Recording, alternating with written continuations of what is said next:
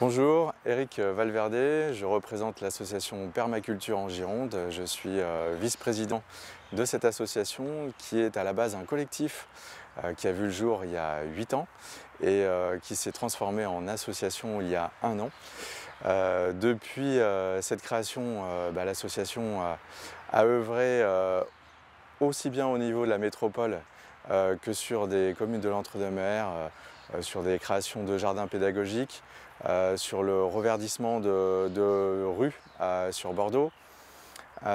Et aujourd'hui, ce qui nous intéresse, c'est une parcelle qui est située sur le Haut-Florac, qui fait à peu près 900 mètres carrés, destinée à être travaillée en permaculture et tournée vers le public, puisqu'on aura à cœur, bien évidemment, d'accueillir le jeune public comme les adultes et les faire participer à plusieurs ateliers autour de la permaculture sur ce beau site. Ce qui nous permettra d'y planter une vingtaine d'arbres fruitiers, de l'aménager, de mettre en place des bacs de compost et puis de mettre en place aussi ces ateliers dont je parlais précédemment.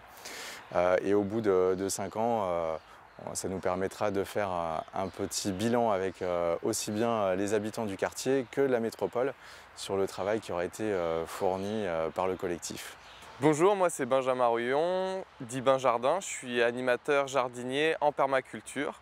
Donc mon rôle ici sur cette parcelle, ça va être de faire en sorte de prendre en compte la biodiversité et nos objectifs pour créer un projet cohérent à la fois au niveau environnemental mais aussi social, en intégrant la population locale au projet, en intégrant la biodiversité locale et notre projet de plantation d'arbres. Comme exemple de projet qu'on pourrait faire avec le quartier, on veut par exemple créer un composteur partagé. Ce qui est déchets des uns peut être ressource chez nous.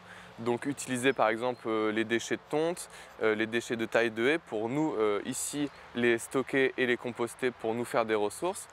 On peut aussi intégrer les populations locales comme les maternelles qui vont prendre bientôt leur classe juste à côté d'ici, en créant un parcours de nichoirs d'insectes pour que les enfants puissent découvrir la biodiversité locale.